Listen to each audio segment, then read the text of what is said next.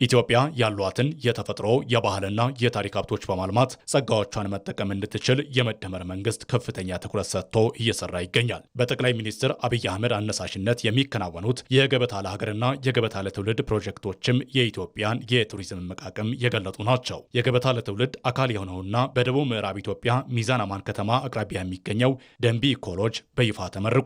የደንቢ ኢኮሎጅ በይፋ ስራ መጀመሩን አስመልክቶ መልእክት ያስተላለፉት ጠቅላይ ሚኒስትር አብይ አህመድ የአካባቢው መልክዓ ምድር የኢትዮጵያን ውበት የገለጠ መሆኑንና በዓለማችን ላይ ከሚገኙት ልዩና ምርጥ ቦታዎች አንዱ መሆኑ አያጠራጥርም ብለዋል። ይህንን መልክዓ ምድር፣ ይህንን ውበት፣ ይህንን የቦታ አቀማመጥ፣ የተፈጥሮ ጸጋ ሳላይ የማየት እድል ሳይኖረኝ ሌሎች ሀገራት ከዚህ በጣም ያነሰ ነገር በማይበት ሰዓት ኢትዮጵያ ተስፋ የሌላት የማትደርስ ሌሎች የሚያምሩ እኛ ግን ውበት የሌለን ሌሎች የሚችሉ እኛ ግን የማንችል አድርጌ ያሰብኩባቸው ጊዜያት ቀላል አልነበሩም። ብዙ ሰው ሀገሩን ጠንቅቆ ሳያቅ በሀገሩ ያለን ውበት በሀገሩ ያለን ጸጋ በአንክሮ ማስተዋል ሳይችል ወጣ ሲል የሰው አብዝቶ ያደንቃል። ነገር ግን ካለምንም ማጋነን ማንም ኢትዮጵያዊ ይህንን ስፍራ ይህንን ከባቢ መጥቶ ማየት ቢችል እንደው በዓለም ብቸኛው የሚል የተጋነነ ስያሜ እንኳን ባይሰጠው ከዓለም ልዩና ምርጥ ቦታዎች አንዱ ለመባል ግን በቂ መሆኑን ሁላችሁም እንደምታምኑ ተስፋ አደርጋለሁ። ኢትዮጵያውያን በተቻላቸው መጠን ሚዛን አማን በመሄድ ደንቢ ኢኮሎጅን አይተው የኢትዮጵያን ጸጋ እንዲያደንቁ ጥሪ ያቀረቡት ጠቅላይ ሚኒስትሩ አውሮፕላን ማረፊያ በአካባቢው መገንባቱን ተከትለው ወደ ደንቢ ኢኮሎጅ መሄድ እንደከዚህ ቀደሙ ፈታኝ አለመሆኑን ተናግረዋል። ኢትዮጵያውያን በተቻለ መጠን አማን ሚዛን እየመጡ የደንቢ ሎጅን ማየት እንዲችሉና የኢትዮጵያን የውበት ልክ የጸጋ ልክ ማስተዋል እንዲችሉ እጋብዛለሁኝ። ወደዚህ ስፍራ መምጣት እንደከዚህ ቀደሙ አስቸጋሪ አይደለም። ኤርፖርት አለን። ከኤርፖርት እስከ ሎጁ ያለው ርቀት 5-10 ደቂቃ ቢወስድ ነው። ማንም ሰው ከየትም ቦታ በአውሮፕላን ተሳፍሮ መጥቶ በሎጁ በሚሰጠው ሰርቪስ በ5 እና 10 ደቂቃ እዚህ ቦታ መጥቶ 1 ቀን 2 ቀን ከቤተሰቡ ጋር ቢያሳልፍ ዘመኑን ሙሉ የተመኘውን ገነት በጨረፍታ የሚያይበት ቦታ ይሆናል ማለት ነው።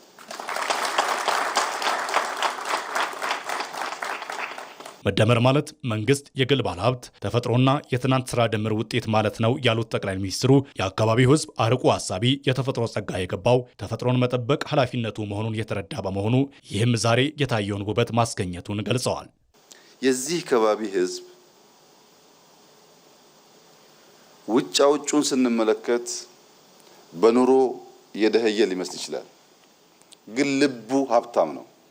ሕዝቡም ልቡ ሀብታም አርቆ አስተዋይ የተፈጥሮ ጸጋ የገባው ተፈጥሮ መጠበቅ የሱ ኃላፊነት እንደሆነ ያመነ በመሆኑ የነዚህ ሁሉ ተግባር ሲሰናሰልና ሲደመር ዛሬ እንዲህ ያለውን ድንቅ ነገር በሀገራችን ለማየት በቃ። እውነት ለመናገር ብዙ ሰዎች የዚህን ቦታ ቪዲዮ ሲመለከቱ ኢትዮጵያ ውስጥ ነው ብለው ያምናሉ ብዬ አልገምትም። እንደዚህ ያለ ሁለንተናው የተሟላ በሰው እጅ ሊሰራ የማይችል በስዕል ብቻ የሚገለጥ ውበት ኢትዮጵያ ውስጥ አለ ብሎ ለማመን ያስቸግራል።